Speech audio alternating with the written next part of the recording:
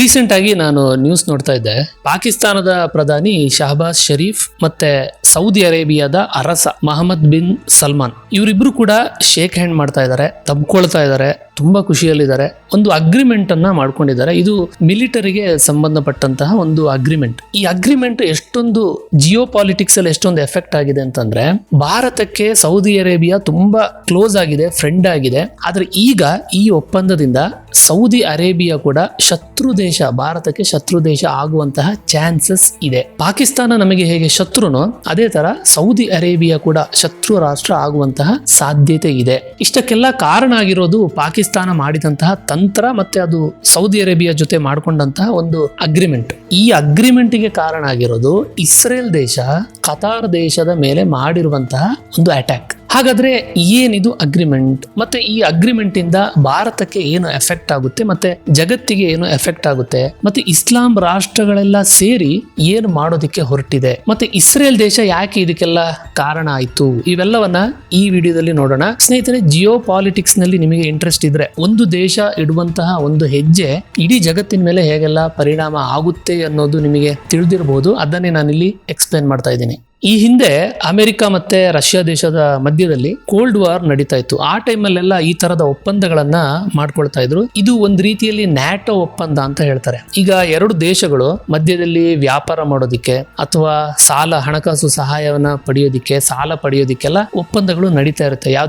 ಯಾವ್ದಾದ್ರು ಯೋಜನೆಗಳಿಗೆ ಅಂತೆಲ್ಲ ಒಪ್ಪಂದ ನಡೀತಾ ಇರುತ್ತೆ. ಆದ್ರೆ ಇದು ಆ ತರದ ಒಪ್ಪಂದ ಅಲ್ಲ, ಇದು ಸೇನಾ ಒಪ್ಪಂದ. ಅಂದ್ರೆ ಮಿಲಿಟರಿಯ ಶಕ್ತಿಯನ್ನ ಪರಸ್ಪರ ಕೊಡುಕೊಳ್ಳುವಿಕೆ. ಅಂದ್ರೆ ಇವರು ಆ ಸೇನೆಯನ್ನ ಬಳಸ್ಕೊಳ್ಬಹುದು, ಈ ಕಡೆಯವರು ಈ ಸೇನೆಯನ್ನ ಬಳಸ್ಕೊಳ್ಬಹುದು. ಆ ತರದ ಒಪ್ಪಂದ ಇದು. ಇದಕ್ಕೆ ಮುಂಚಿನಿಂದನೂ ಪಾಕಿಸ್ತಾನ ಮತ್ತೆ ಸೌದಿ ಅರೇಬಿಯಾ ಮಧ್ಯದಲ್ಲಿ ಸೇನಾ ಒಪ್ಪಂದ ಇದೆ. 1984ರಿಂದನೇ ಪಾಕಿಸ್ತಾನ ಸೌದಿ ಅರೇಬಿಯಾ ಜೊತೆ ಒಂದು ಒಪ್ಪಂದನ ಮಾಡ್ಕೊಂಡಿದೆ. ಇದ್ರ ಪ್ರಕಾರ ಸೌದಿ ಅರೇಬಿಯಾದ ಮಿಲಿಟರಿಗೆ ಪಾಕಿಸ್ತಾನದ ಸೇನೆ ಟ್ರೈನಿಂಗ್ ಅನ್ನ ಕೊಟ್ಟಿದೆ. ಮತ್ತೆ ಪಾಕಿಸ್ತಾನದ 2,000-3,000 ಯೋಧರು ಸೌದಿ ಅರೇಬಿಯಾದಲ್ಲಿ ಇದ್ದಾರೆ. ಈ ಅಗ್ರಿಮೆಂಟ್ ನ ಎಫೆಕ್ಟ್ ಏನು ಅಂತಂದ್ರೆ, ಭಾರತ ಒಂದು ವೇಳೆ ಪಾಕಿಸ್ತಾನದ ಮೇಲೆ ದಾಳಿ ಮಾಡಿದ್ರೆ, ಈಗ ನಿಮಗೆ ಗೊತ್ತಿರಬಹುದು ಆಪರೇಷನ್ ಸಿಂಧೂರನ ಇನ್ನು ಕಂಟಿನ್ಯೂ ಮಾಡ್ತೀವಿ ಅಂತ ಸೇನೆಯವರು ಹೇಳ್ತಾ ಇದ್ದಾರೆ. ಅದೇ ತರ ಏನಾದ್ರೂ ಪಾಕಿಸ್ತಾನದ ಮೇಲೆ ನಮ್ಮ ದೇಶ ದಾಳಿ ಮಾಡಿದ್ರೆ ಅದು ಸೌದಿ ಅರೇಬಿಯಾದ ಮೇಲೆ ಕೂಡ ಆಗಿರುವಂತಹ ದಾಳಿ ಅಂತ ಕನ್ಸಿಡರ್ ಆಗುತ್ತೆ. ಆ ತರಹದ ಅಗ್ರಿಮೆಂಟ್ ಇದು. ಅಂದ್ರೆ ಪಾಕಿಸ್ತಾನದ ಸಹಾಯಕ್ಕೆ ಸೌದಿ ಅರೇಬಿಯಾ ಬರಬಹುದು. ಒಂದು ವೇಳೆ ಸೌದಿ ಅರೇಬಿಯಾದ ಮೇಲೆ ಬೇರೆ ದೇಶ,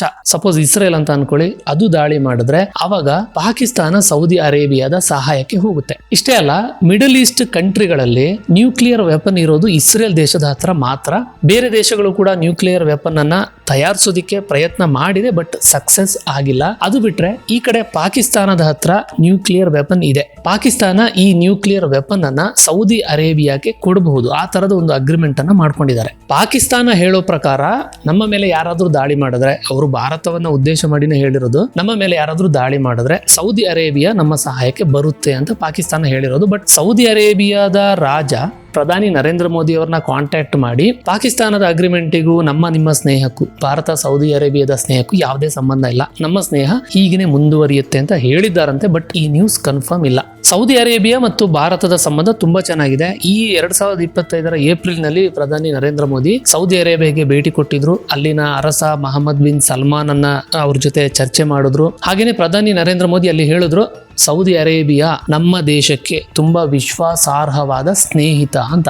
20 ಲಕ್ಷಕ್ಕೂ ಹೆಚ್ಚು ಭಾರತೀಯರು ಸೌದಿ ಅರೇಬಿಯಾದಲ್ಲಿ ಜಾಬ್ ಮಾಡ್ತಾ ಇದ್ದಾರೆ. ಸೌದಿ ಜೊತೆಗೆ ನಮ್ಮ ಭಾರತ ತುಂಬಾ ಒಳ್ಳೆ ವ್ಯಾಪಾರ ಸಂಬಂಧವನ್ನು ಕೂಡ ಇಟ್ಕೊಂಡಿದೆ. ಓಕೆ, ಈ ಎಲ್ಲಾ ವಿವಾದ ಶುರುವಾಗಿದ್ದು ಎಲ್ಲಿಂದ ಅಂತ ನೀವು ನೋಡಕ್ಕೆ ಹೊರಟ್ರೆ ಅದು ಶುರುವಾಗಿದ್ದು ಇಸ್ರೇಲ್ ದೇಶದಿಂದ. ಸ್ನೇಹಿತರೆ, ನಿಮಗೆ ಗೊತ್ತಿರಬಹುದು, 2ನೇ ಮಹಾಯುದ್ಧದಿಂದನೇ ಆರಂಭವಾಗಿ ಇಸ್ರೇಲ್ ದೇಶದ ಯಹೂದಿಗಳು ಅವ್ರನ್ನ ಅವರು ಉಳಿಸ್ಕೊಳ್ಳಕ್ಕೆ ಎಷ್ಟೆಲ್ಲ ಕಷ್ಟಪಡ್ತಾ ಇದ್ದಾರೆ, ತುಂಬಾ ಫೈಟ್ ಮಾಡ್ತಾ ಇದ್ದಾರೆ. ಅವರ ಸ್ಪೈಗಳು, ಅವರ ಗೂಢಚಾರಿಗಳು ಎಲ್ಲಾ ದೇಶದಲ್ಲಿ ಇದ್ದುಕೊಂಡು ಅವರ ದೇಶಕ್ಕೆ ಆಗುವಂತಹ ಹಾನಿಯನ್ನ ತಪ್ಪಿಸ್ತಾ ಇದ್ದಾರೆ. ಇಸ್ರೇಲ್ಗೆ ದೊಡ್ಡ ಸಮಸ್ಯೆಯಾಗಿ ಕಾಡ್ತಾ ಇರೋದು ಗಾಜಾದಲ್ಲಿ ಹಮಾಸ್ ಉಗ್ರ ಸಂಘಟನೆ ಇದೆ. ಅದನ್ನ ರಾಜಕೀಯ ಪಕ್ಷ ಅಂತಾನು ಹೇಳ್ತಾರೆ. ಈ ಸಂಘಟನೆಯವರು ಭಯೋತ್ಪಾದಕರು ಸೇರ್ಕೊಂಡು ಪ್ಯಾಲೆಸ್ತೈನ್ ದೇಶವನ್ನ ನಿರ್ಮಾಣ ಮಾಡಬೇಕು ಅಂತ ಹೇಳಿ ತುಂಬಾ ಪ್ರಯತ್ನ ಪಡ್ತಾ ಇದ್ದಾರೆ. ಇಸ್ರೇಲ್ ಇದನ್ನ ತಪ್ಪಿಸೋದಿಕ್ಕೆ ಟ್ರೈ ಮಾಡ್ತಾ ಇದೆ. ಹಾಗೇನೆ ಹಮಾಸ್ ಉಗ್ರರು ಎಲ್ಲೆಲ್ಲಿ ಇರ್ತಾರೋ ಅಲ್ಲಿಗೆ ಹೋಗಿ ಅವರನ್ನ ಹೊಡಿತಾ ಇದ್ದಾರೆ. 2023ರಲ್ಲಿ ನಿಮಗೆ ನೆನಪಿ ನೆನಪಿರ್ಬೋದೇನೋ, ಹಮಾಸ್ ಉಗ್ರ ಸಂಘಟನೆಯವರೆಲ್ಲ ಸೇರ್ಕೊಂಡು ಪ್ಯಾರಾಚೂಟ್ ನಲ್ಲಿ ಇಸ್ರೇಲ್ ದೇಶದ ಒಳಗೆ ನುಗ್ಗುತ್ತಾರೆ. ಅಲ್ಲಿನ ಮಹಿಳೆಯರು ಮಕ್ಕಳನ್ನೆಲ್ಲ ಕಿಡ್ನಾಪ್ ಮಾಡ್ಕೊಂಡು ಹೋಗ್ತಾರೆ. ಅಲ್ಲಿನ ಫ್ಯಾಮಿಲಿ ಅವರ ಮನೆಗಳಿಗೆಲ್ಲ ನುಗ್ಗಿ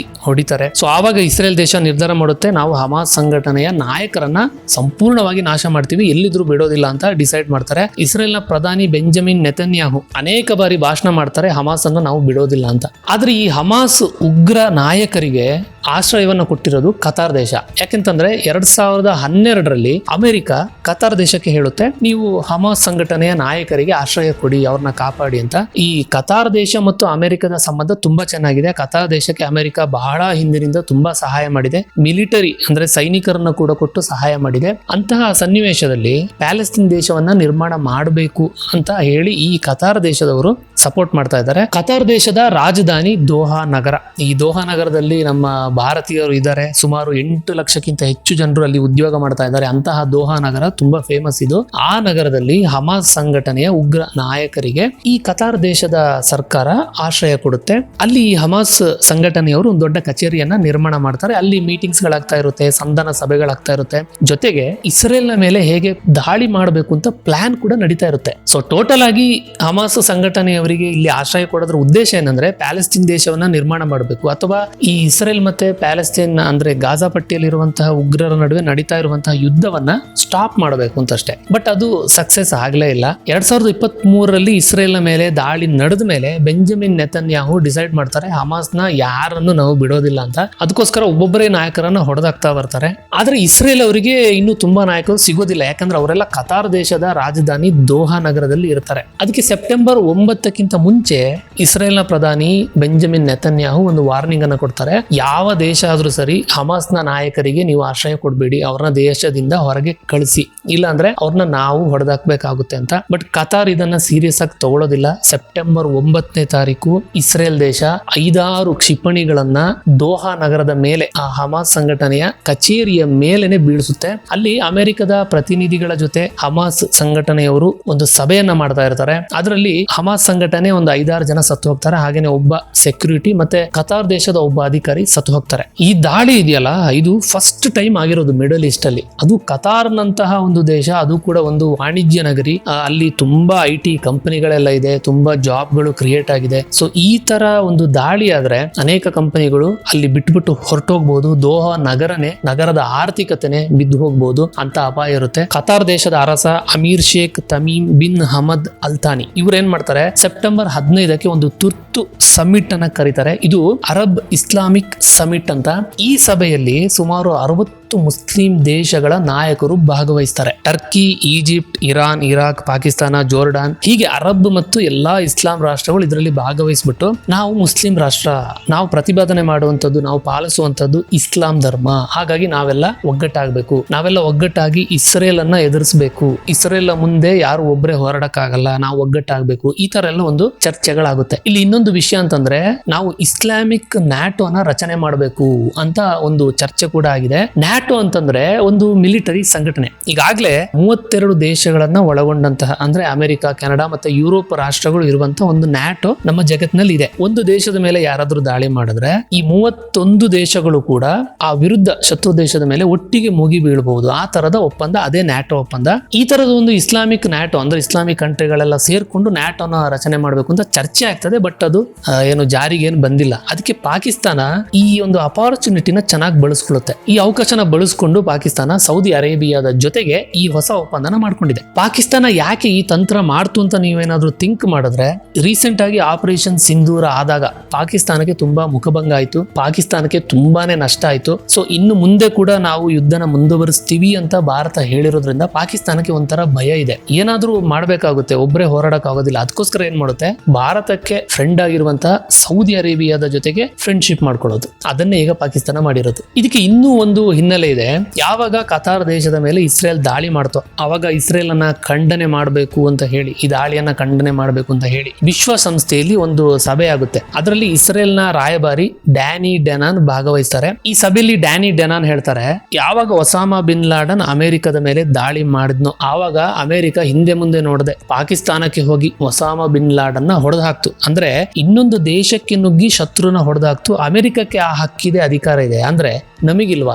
ಅದಕ್ಕೋಸ್ಕರನೇ ಇಸ್ರೇಲ್ ದೇಶ ಏನ್ ಮಾಡ್ತು, ನಮ್ಮ ಶತ್ರುಗಳನ್ನ ನಾವು ಕತಾರ್ ದೇಶಕ್ಕೆ ಹೋಗಿ ಹೊಡೆದು ಹಾಕಿದೀವಿ, ಇದ್ರಲ್ಲಿ ಏನ್ ತಪ್ಪು ಅಂತ ಕೇಳ್ತು. ಈ ಟೈಮಲ್ಲಿ ಪಾಕಿಸ್ತಾನದ ರಾಯಭಾರಿ ಅಲ್ಲೇ ಇದ್ರು, ಅವರ ಹೆಸರು ಆಸಿಫ್ ಇಫ್ತಿಕಾರ್ ಅಂತ. ಸೊ ಪಾಕಿಸ್ತಾನದ ವಿಷಯವನ್ನ ಇಸ್ರೇಲ್ ಪ್ರಸ್ತಾಪ ಮಾಡಿದ್ರಿಂದ ಅವರಿಗೆ ಸಿಟ್ಟು ಬಂತು. ಸೊ ಅವರು ಅದನ್ನ ಆಕ್ಷೇಪ ಮಾಡ್ತಾರೆ, ನಮ್ಮ ಪಾಕಿಸ್ತಾನ ದೇಶದ ಹೆಸರನ್ನ ಯಾಕೆ ಹೇಳ್ತಾ ಇದ್ದೀರಾ, ನಿಮ್ದೇ ತಪ್ಪು, ಕತಾರ್ ದೇಶದ ಮೇಲೆ ದಾಳಿ ಮಾಡಿದ್ದು ಇಸ್ರೇಲ್ ತಪ್ಪು ಅಂತೆಲ್ಲ ಹೇಳ್ತಾರೆ. ಆಗ ಇಸ್ರೇಲ್ನ ರಾಯಭಾರಿ ನೇರವಾಗಿ ಮುಖಕ್ಕೆ ಹೊಡೆದಂಗೆ ಹೇಳ್ತಾರೆ, Pakistan is A terrorist country, ನಿಮ್ಮ ಪಾಕಿಸ್ತಾನ ಭಯೋತ್ಪಾದಕ ದೇಶ ಅಂತ ನೇರವಾಗಿ ಹೇಳ್ತಾರೆ. ಪಾಕಿಸ್ತಾನಕ್ಕೆ ಮುಖಕ್ಕೆ ಹೊಡೆದಂಗೆ ತುಂಬಾ ದೊಡ್ಡ ಅವಮಾನ ಆಯ್ತು ಎಲ್ಲಾ ದೇಶಗಳ ಪ್ರತಿನಿಧಿಗಳ ಮುಂದೆ. ಅದಕ್ಕೋಸ್ಕರನೇ ಆ ಸಿಟ್ಟಲ್ಲಿನ ಇವರು ನಾವು ಇನ್ನು ಮುಂದೆ ಇಸ್ರೇಲ್ ಅನ್ನ ಎದುರಿಸಬೇಕು ಮತ್ತೆ ಭಾರತವನ್ನು ಕೂಡ ಎದುರಿಸಬೇಕು ಅನ್ನೋ ಕಾರಣಕ್ಕೆ ಸೌದಿ ಅರೇಬಿಯಾದ ಜೊತೆಗೆ ಪಾಕಿಸ್ತಾನ ಒಪ್ಪಂದ ಮಾಡ್ಕೊಂಡಿದೆ. ಇದು ಬರ್ತಾ ಬರ್ತಾ ಹೇಗಾಗ್ತಿದೆ ಅಂತಂದ್ರೆ ಇಸ್ಲಾಮಿಕ್ ದೇಶಗಳೆಲ್ಲ ಒಗ್ಗಟ್ಟಾಗುವಂತಹ ಒಂದು ಸೂಚನೆ. ಆದ್ರೂ ಕೂಡ ಅವ್ರವ್ರ ಮಧ್ಯೆ ತುಂಬಾ ಗಲಾಟೆಗಳು ಇದೆ. ಪಾಕಿಸ್ತಾನ ಇಷ್ಟೆಲ್ಲ ತಂತ್ರ ಮಾಡಿದ್ರೂನು ಸೌದಿ ಅರೇಬಿಯಾ ಹಾಗೆಲ್ಲ ಭಾರತದ ಸ್ನೇಹನ ಕಡಿದುಕೊಳ್ಳೋದಿಲ್ಲ,